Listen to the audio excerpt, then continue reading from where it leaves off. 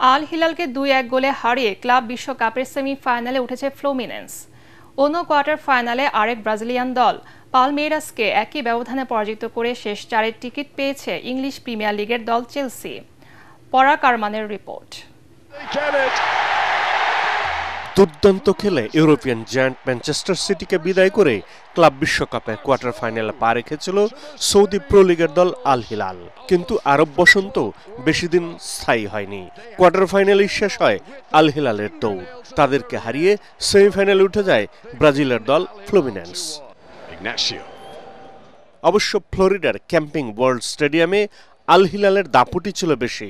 ৫৮% বল দখলে রাখা এবং প্রতিপক্ষের বিপদসীমায় ১৫টি শট নিলেও গোল করতে গিয়ে খেই হারায় আল হিলাল।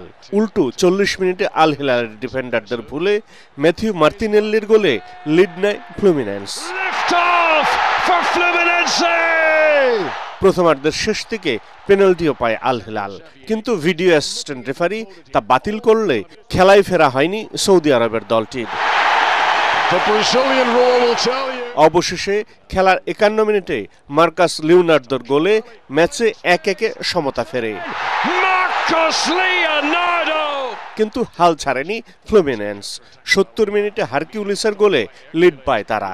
এতে দুই ক্লাবের প্রথম সাক্ষাতে আল হিলালের বিপক্ষে স্মরণীয় জয় পায় ব্রাজিলিয়ান দলটি। সেমিফাইনালে উঠে ক্লাব বিশ্বকাপে রূপকথার গল্প লিখেই চলেছে ফ্লুমিনেন্স।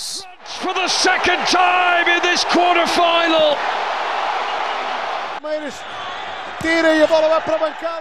এদিকে ফ্লুমিনেন্স পারলেও ব্রাজিলের অন্য দল পালমেইরাস পারেনি। হেরে গেছে ইংলিশ জায়ান্ট চেলসির কাছে। ফিলাডেলফিয়ার লিংকন ফিনান্সিয়াল স্টেডিয়ামে খেলার ১৬ মিনিটে কোল পালমারের গোলে এগিয়ে যায় চেলসি। বিরতি থেকে ফিরে চেলসিকে চমকে দিয়ে ৫৩ মিনিটে পালমেইরাসকে সমতায় ফেরান এস্তেবাও।